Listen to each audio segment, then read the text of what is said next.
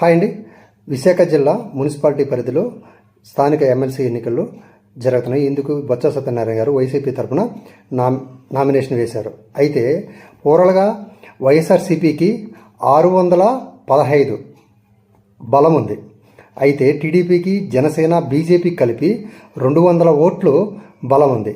అయితే టీడీపీ నాయకులు చంద్రబాబు నాయుడు గారితో మంత్రాలు ఈరోజు ఎండింగ్ వరకు జరిపారు.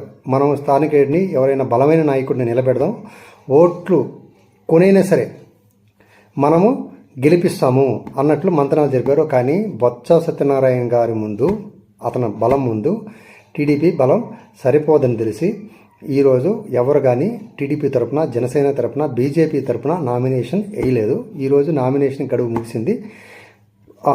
జనరల్గా అయితే సెప్టెంబర్ 6న ఎన్నికల ప్రక్రియ ముగుస్తుంది. సెప్టెంబర్ 3న ఓట్లు